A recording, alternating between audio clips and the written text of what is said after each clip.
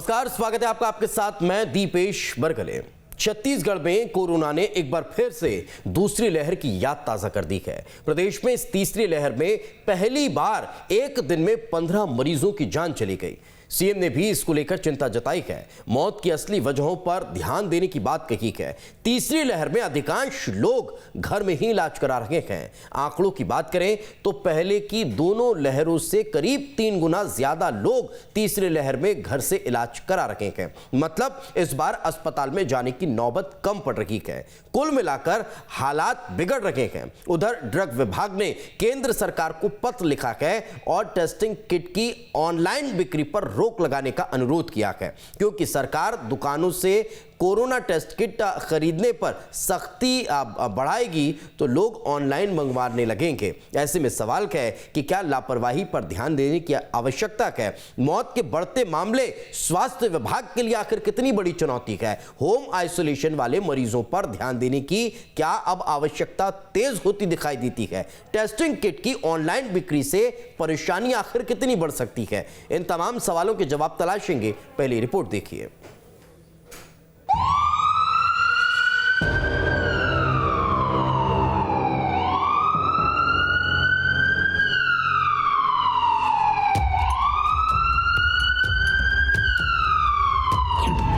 छत्तीसगढ़ में कोरोना के मामले तो कम हो रहे हैं, लेकिन मौत का आंकड़ा लगातार बढ़ रहा है। तीसरी लहर पहली और दूसरी लहर की तुलना में कम घातक बताया जा रहा है। बावजूद इसके प्रदेश में मौत के आंकड़े थमने का नाम नहीं ले रही है। आंकड़ों की बात करें तो छत्तीसगढ़ में 20 जनवरी को 52,411 लोगों की जांच हुई, जिसमें 5,649 लोग पॉजिटिव पाए गए। तो वहीं 19 जनवरी को 54,600 सैंपलों की जांच में 5,625 लोग पॉजिटिव पाए गए थे। तीसरी लहर में 20 जनवरी को पहली बार एक दिन में 15 लोगों की मौत हुई है। प्रदेश में पूरे 221 दिन बाद इतनी अधिक मौतें हुई है। दूसरी लहर में 14 जून को आखिरी बार 17 मौत दर्ज की गई थी। 15 मौतों की जानकारी पर सीएम ने स्वास्थ्य विभाग को अलर्ट किया है और एक मौत का परीक्षण कर डेथ ऑडिट करने के निर्देश दिए हैं। कोरोना महामारी के तीसरी लहर को लेकर जो राज्य सरकार ने सख्ती दिखाए थे, जो कड़े कदम उठाए, उससे तीसरी लहर की जो गति है उसको रोकने में कामयाबी मिली है। इससे संक्रमण के दर जो कम हो रही है और निश्चित तौर पर 24 घंटे में जो मौत के आंकड़े आए हैं उसमें कुछ गंभीर बीमारी के मरीज थे और कुछ ऐसे भी मरीज थे जिनको अन्य प्रकार की बीमारियां रही है और कोरोना से भी कुछ लोगों की मौत हुई है। सरकार पूरे विषय को संज्ञान में लेकर इसकी ऑडिट करा रही है और जल्द इसके वस्तु स्थिति जो है जनता के बीच में और सामने आएगी। एक दिन में 15 लोगों की मौत और कोरोना के बढ़ते खतरे को लेकर विपक्ष ने सरकार पर सवाल उठाया है। ये सरकार खाली ऑडिट कराने का काम करती है लोगों की जान जाने के बाद। आखिर छत्तीसगढ़ में इतनी बड़ी संख्या में डेथ क्यों हो रही है, देश के अन्य राज्यों में नहीं हो रही है, इसके बारे में सरकार चिंता क्यों नहीं कर रही है। और जो डेथ के आंकड़े आए हैं 85 लोगों में 50 लोग ऐसे हैं जिनको डबल वैक्सीन नहीं लगी थी। तो आखिर इसके लिए कौन दोषी है। राज्य सरकार वैक्सीनेट करने के लिए क्या कार्रवाई कर रही है। प्रदेश में कोरोना एक बार फिर से सरकार को चिंता में डाल दिया है। प्रदेश में अचानक बढ़े मौत के आंकड़ों पर मुख्यमंत्री भूपेश बघेल ने प्रदेश के स्वास्थ्य सचिव से बात की और सभी मौतों की ऑडिट करने के निर्देश दिए हैं। कुल मिलाकर हालात अब भी चिंता बढ़ाने वाले हैं, लेकिन लापरवाही अब भी जारी है। बात मास्क लगाने की हो या फिर अन्य कोरोना गाइडलाइन का पालन करने की, हर जगह लापरवाही देखी जा रही है। Team news state. इन सबके बीच एक सबसे बड़ा सवाल है कि एक तरफ दिल्ली की बात कर लीजिए, महाराष्ट्र की बात कर लीजिए, यहां कोरोना के केस अब थोड़े से थमते हुए नजर आ रहे हैं, यानी स्थिरता पर हैं। लेकिन वहीं छत्तीसगढ़ में मौतों की संख्या में इजाफा ये सवाल खड़ा करता है कि आखिर इसके पीछे की वजह क्या हो सकती है। आज इस पर जवाब तलाशने की कोशिश करते हैं। डॉक्टर के जायसवाल हमारे साथ जुड़ चुके हैं, हेल्थ एक्सपर्ट के। बहुत बहुत स्वागत है डॉक्टर साहब आपका। उमेश घुरमोड़ी जी हमारे साथ हैं, बीजेपी के नेता हैं। उमेश जी, आपका बहुत बहुत स्वागत है। सुबोध हरितवाल जी हमारे साथ हैं, कांग्रेस के प्रवक्ता हैं। सुबोध जी, आपका भी बहुत बहुत स्वागत है। डॉक्टर साहब, सबसे बड़ा सवाल यही कि एक तरफ हम देख रहे हैं कि अब पीक की स्थिति है, यानी ये समझा जाए कि जो कोरोना पॉजिटिविटी रेट है वो थोड़ी सी स्थिर हो रही है। कोरोना संक्रमित मरीजों की संख्या में जो इजाफा लगातार देखने को मिल रहा था वो थोड़ा सा स्थिर होता हुआ दिखाई दे रहा है, और छत्तीसगढ़ में मौतों की संख्या बढ़ रही है। आखिर इसकी कोई खास वजह आपको नजर आती है, डॉक्टर जायसवाल?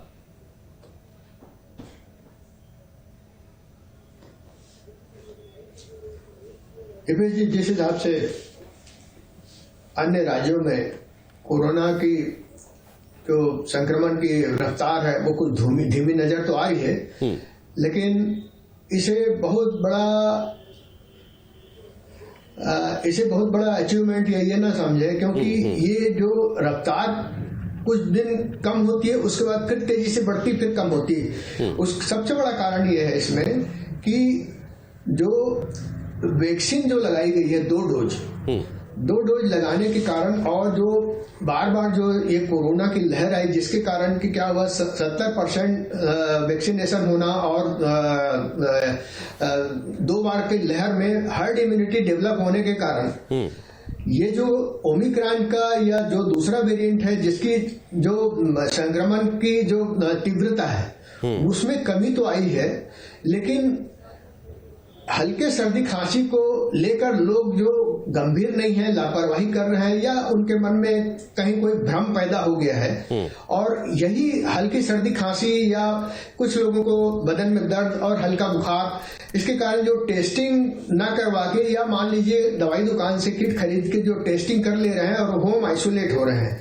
होम आइसोलेशन होने के बाद ये हो रहा है कि कुछ कॉम्प्लिकेशन हो रहे हैं जो कि फिर बाद में हॉस्पिटलाइज हो रहे हैं, और इस तरीके से जो एक साथ 15 के 15 डेथ एक दिन में हो जाना, मुझे लगता है कि ये कोविड की गाइडलाइन का सही ढंग से पालन न करना, डॉक्टरों की सलाह से दवाई न लेना, और कुछ ऐसे भी मरीज हैं जो इम्यूनोसप्रेसिव ड्रग्स में है और जो रिस्क फैक्टर जिनको कहा जाए रिस्क फैक्टर में है, जैसे कि डायबिटीज हो गया, ब्लड प्रेशर हो गया, ऐसे कुछ मरीज इससे कुछ ज्यादा प्रभावित हो रहे हैं। तीसरी बात ये देख रहा हूं कि मैं इस समय बच्चों को भी कोरोना बहुत जल्दी इन्फेक्ट कर रहा है। छोटे बच्चों को, 2 साल के बच्चे, 4 साल के बच्चे, 10 साल के बच्चे, ये बहुत ज्यादा संक्रमित हो रहे हैं। तो हम ये ना समझें कि ये कोई हल्का सर्दी खांसी का फ्लू है या कोई साधारण फ्लू है। ये फ्लू जो है वो कोरोना का ही रूप है। भले डेथ रेट आज की दिख रही है कि ज्यादा हुई, कल को ये नहीं मालूम कि और डेथ रेट बढ़ने की संभावना, भगवान न करे कि ऐसी नौबत ना आए। हमारे नागरिक, हमारे जो देशवासी हैं वो सुरक्षित हैं, हमारे प्रदेशवासी सुरक्षित हैं, लेकिन सबसे बड़ी बात यह है कि हम इसको हल्के में ना लेते हुए डॉक्टर की सलाह से ही होम आइसोलेट हो और डॉक्टर की सलाह से ही इलाज करें, और थोड़ी सी भी ऐसी गंभीर स्थिति दिखती है, कुछ होती है, तो तुरंत अस्पताल में जाके भर्ती हो और डॉक्टर के सुपरविजन में इनका इलाज प्रारंभ हो सके। ठीक, मैं लौटता हूं सर आपके पास। सुबोध हरितवाल जी हमारे साथ मौजूद हैं, कांग्रेस का पक्ष रखेंगे। सुबोध जी, सबसे महत्वपूर्ण सवाल यही कि अगर 20 दिन में 97 लोगों की अगर जान जा रही है, क्या खास वजह आपको नजर आती है? कोविड की वजह से संक्रमित भी हुए थे और उसके बाद उनकी मृत्यु हो जाना, कहाँ कमी रह गई? देखिए, मैं तो कांग्रेस का नहीं, मैं एक जनता का पक्ष रखने वाला व्यक्ति हूं, क्योंकि मैं इस मामले को राजनीति से नहीं जोड़ना चाहता। कोरोना की किसी भी डिबेट में जब मैं जाता हूं दीपेश जी, तो हमेशा कोशिश करता हूं कि राजनीति से ऊपर उठकर बात जी। जैसे डॉक्टर साहब ने कहा, वो बहुत ही मैं कहता हूं कि सत्य के करीब है वो बातें, और उन्होंने सही कहा कि घर पर इलाज कर लेना, होम आइसोलेशन को ज्यादा जो लोग तवज्जो दे रहे हैं या जो ऑलरेडी किसी गंभीर बीमारी से ग्रसित हैं, जैसे बीपी शुगर भी कोरोना में एक तरीके से माना जाता है कि गंभीर ही है, क्योंकि उन लोगों के ऊपर दवाइयों का असर लेट से हो रहा है। तो वैसी परिस्थितियों में घर में होम आइसोलेशन लेना खतरनाक साबित हो रहा है। तो ये एक तरीके की, आप कह सकते हैं कि इसमें जागरूकता की अभी और जरूरत है कि लोग अपने आप को रिस्क में ना डालें।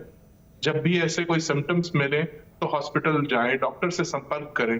अपना इलाज कराने से पहले ये सेल्फ टेस्टिंग किट्स लेने की बजाय सरकारी जो व्यवस्थाएं हैं उससे टेस्ट कराएं, तो आंकड़े भी मिले। तो इन सब चीजों पर मैं मानता हूं सर कि होनी चाहिए। और दूसरी ओर अगर बात करें राज्य सरकार की, तो मुझे लगता है कि हर दिन 50,000 से ज्यादा टेस्टिंग करना, और आपने वो तो आंकड़े आपने भी बताए, मेरे पास भी थे। एक दिन 52,400 हुआ, एक दिन 54,600, फिर 50,258। पर इसमें आप देखेंगे, आंकड़ों को बाइफरगेट करेंगे तो एक जैसे कल के आंकड़े थे, 5649 लोग ठीक हुए और 5900 लोग नए पेशेंट्स आए। तो मुझे लगता है बराबर में रिकवरी रेट भी छत्तीसगढ़ बहुत अच्छा दे रहा है। लगभग बराबर पे हम रिकवरी रेट दे रहे हैं। परसों के आंकड़े आप देखेंगे तो 5625 लोग पॉजिटिव मिले और 5365 लोग ठीक होकर अपने घर में गए। वैसे ही एक दिन और पहले के आंकड़े देखेंगे तो 5614 नए पेशेंट मिले तो 5700 लोग ठीक हुए, उनसे 100 ज्यादा। तो रिकवरी रेट भी बहुत अच्छा है। हाँ, मौत के आंकड़े चौंकाने वाले हैं और दुखद है, नहीं होना चाहिए। मैं तो मानता हूं कि एक भी मौत क्यों हो, किसी भी घर का चिराग क्यों बुझे कोरोना के मामले पर इसमें हम लोगों को एक जागरूकता की जरूरत है। खुद को ये समझना है कि अगर हम किसी ऐसी बीमारी से ग्रसित है जो कोरोना के संपर्क में आने के बाद भयावह रूप ले सकती है, जैसा कि डॉक्टर साहब ने कहा, तो उस मामले पर हम लोगों को डॉक्टर से संपर्क करना चाहिए। आप ये मानते हैं ना कि कहीं मॉनिटरिंग की थोड़ी सी कमी रही, समय पर जो इलाज मिलना चाहिए था उसका अभाव रहा?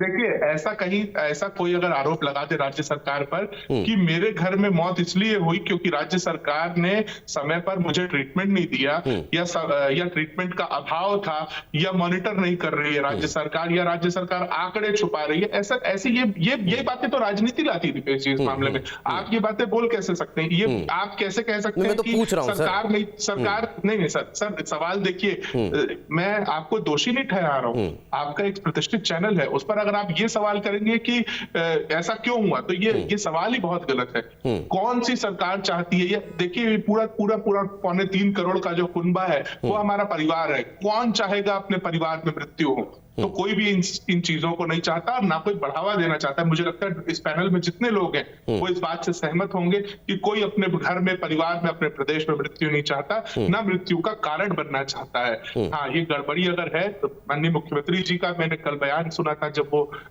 मीडिया से मुखातिब हो रहे थे, उन्होंने भी कहा कि ये 15 जो मौतें हुई हैं वो बहुत ही हरिद्वार जी, आप भी लगातार हमारे साथ बैठ रहे हैं और हम दूसरे मुद्दों के बजाय हर दिन ये कोशिश करते हैं कि कोरोना पर डिस्कस करें ताकि लोग अवेयर हों, है ना। अगर लगातार हम स्वास्थ्यगत व्यवस्थाओं के बारे में लोगों को बता रखे हैं कि छत्तीसगढ़ में अस्पतालों में तमाम तरह की व्यवस्थाएं उपलब्ध हैं, हम लगातार टेस्टिंग का जिक्र कर रखे हैं, हम लगातार लोगों को अवेयर करने का काम कर रहे हैं, अगर उसके बाद भी लोग अस्पताल नहीं जा रखे हैं, तब फिर कहां दिक्कत है, कहां कमी है, कहां हमारी मंशा में सवाल उठते हैं? यही तो वजह है ना सर कि इसके बाद भी अगर 20 दिन में 97 लोगों की डेथ हो जाए तो फिर कौन रिस्पॉन्सिबल है?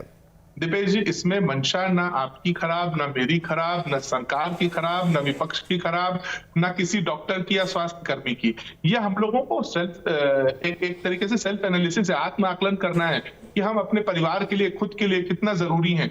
हमें एक छोटी मोटी, जैसे डॉक्टर साहब ने कहा, सर्दी खांसी लोग रिपोर्ट नहीं कर रहे हैं, छोटी छोटी जो भी बदन दर्द रिपोर्ट नहीं कर रहे हैं, फीवर एक दिन में कुछ दवाइयां प्रिस्क्राइब, जो ऑलरेडी प्रिस्क्राइब है वो खा करके ठीक हो जा रहे हैं, इम्यूनोसप्रेसेंट ड्रग्स जिनको ऑलरेडी चल रहे हैं वो लोग अपना ध्यान। तो ये आपने जो कहा वो बिल्कुल सत्य है। ये बिल्कुल जागरूकता का प्रश्न है। इसमें हम लोगों को ढूंढना पड़े। एक और बात जो डॉक्टर साहब ने कही उसको मैं कंटिन्यू करना चाहूंगा। मैं फिर उमेश जी का कमेंट ले लेता हूं। आपने जी बिल्कुल, आपने अपने ओपनिंग का रिमार्क्स में कहा था कि वैक्सीनेशन को लेकर के बिल्कुल इसमें वैक्सीनेशन बहुत इंपॉर्टेंट है। मैंने भी ये नोटिस किया है कि जो लोग डबल वैक्सीनेटेड हैं उन लोगों पर बहुत कम असर कर रहा है कोरोना। 5 दिनों के अंदर वो लोग रिकवर भी हो जा रहे हैं। तो जनता को ये भी समझना चाहिए कि हमारे लिए ये वैक्सीन एक वरदान है। वो तो हम लगातार जनता से अपील करते भी आ रहे हैं कि वैक्सीनेशन कहीं ना कहीं बहुत महत्वपूर्ण है और अगर आप लोग वैक्सीनेटेड हैं तो फिर शायद इतना गंभीर स्थिति बनती नहीं नजर आती है।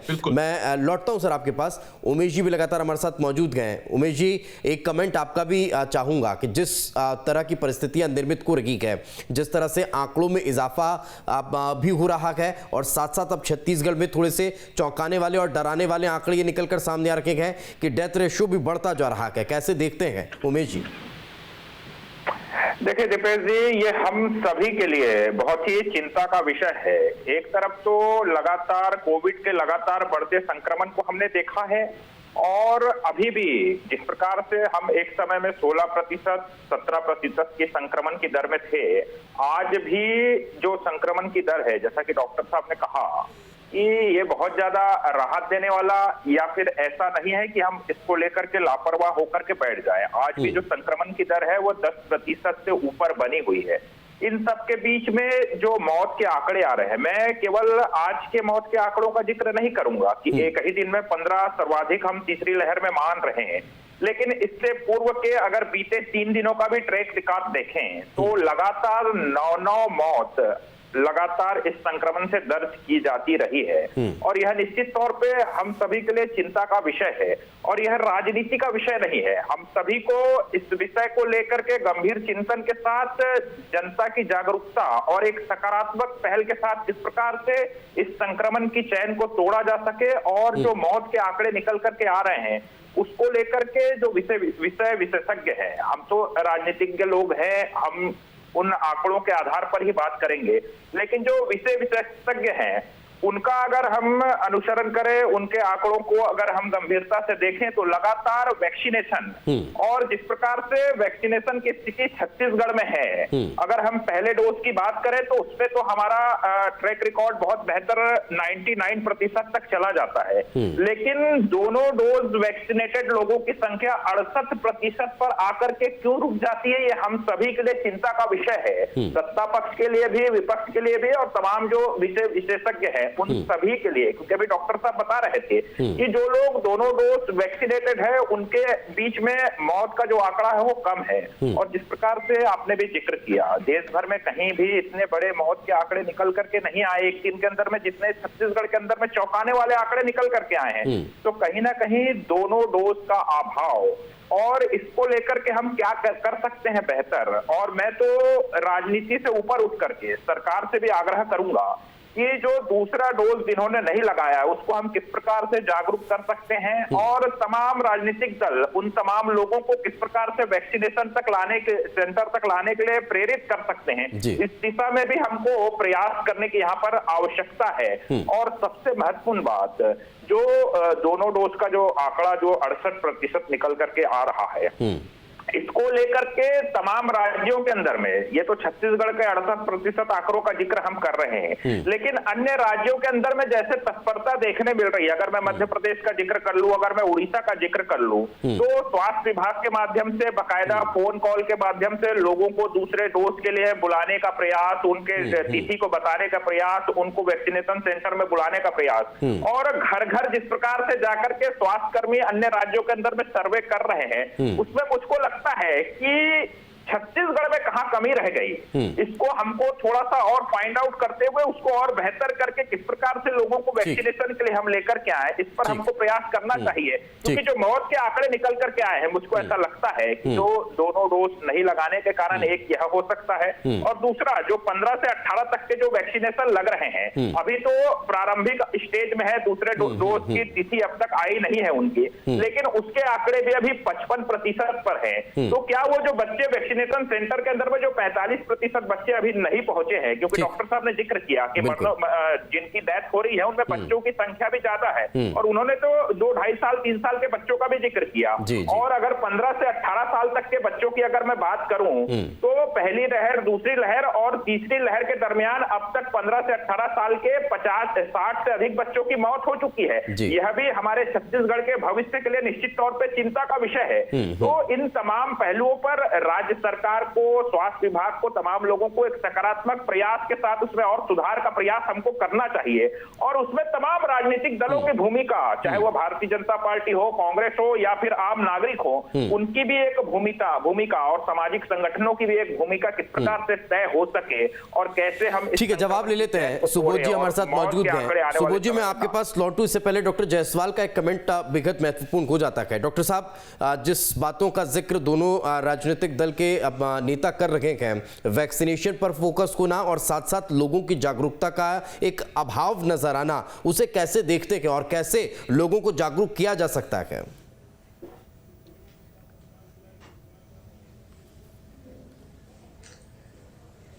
दीपेश जी, वैक्सीनेशन वाली जो बात है वो तो पूर्णतः सत्य है कि वैक्सीन जो है वो सुरक्षा प्रदान कर रहा है, लेकिन हमें वैक्सीनेशन की स्पीड या वैक्सीनेशन की गति को बढ़ानी इसलिए जरूरी है क्योंकि दूसरा डोज बहुतों को नहीं लगा है।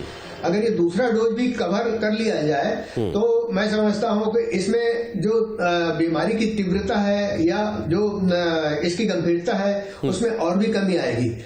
सबसे बड़ी बात यह है कि जागरूकता सिर्फ पेपर के माध्यम से या संदेशों के माध्यम से नहीं, ये तो ऐसा है कि सब लोगों को मिलजुल कर और एक दूसरे को संदेश देकर, चाहे वो शासन की ओर से हो, चाहे सामाजिक संस्थाओं की ओर से हो, और एक आम नागरिक जो आज समझदार है, 3 बार ये वेव आ चुकी है, तो हर आदमी को चाहिए कि इस कोविड गाइडलाइन का एक ईमानदारी से और एक जिम्मेदार नागरिक होने के नाते उसका पूर्णतः पालन करे।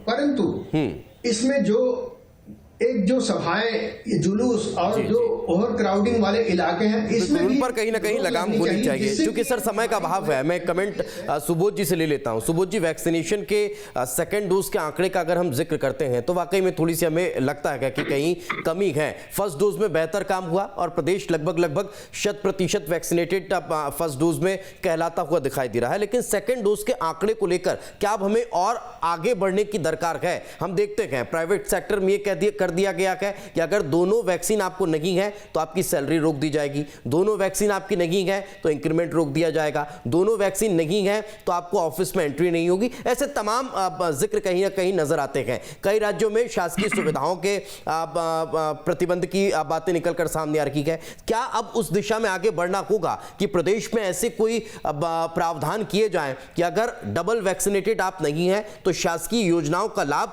तब तक नहीं मिलेगा जब तक आपके दोनों वैक्सीनेशन नहीं हो जाते, ताकि लोग और इस स्तर पर जाकर वैक्सीनेशन करवा सकें? सुबोध जी। देखिए दीपेश जी, ये सवाल तो सरकार का है कि सरकार को इस पर निर्णय लेना है, पर मैं, क्योंकि सरकार की मंशा पर सवाल उमेश जी ने उठाया और ये बोला कि वैक्सीन पर जो है सरकार सीरियस नहीं है, मैं उस पर राजनीतिक सवाल है तो राजनीतिक जवाब भी दे देता हूँ। आंकड़ों के साथ जो ministry of health and family welfare department है केंद्र सरकार का, हमारा नहीं, उसके आंकड़े कहते हैं कि छत्तीसगढ़ में 1,82,16,683 लोगों ने पहला डोज लिया, 1,34,08,837 लोगों ने दूसरा लिया। 15 to 18 में भी हमने 9,12,520 लोगों को डोज दिया। प्रिकॉशन डोज भी हम 1,55,000 से ज्यादा लोगों को दे चुके हैं।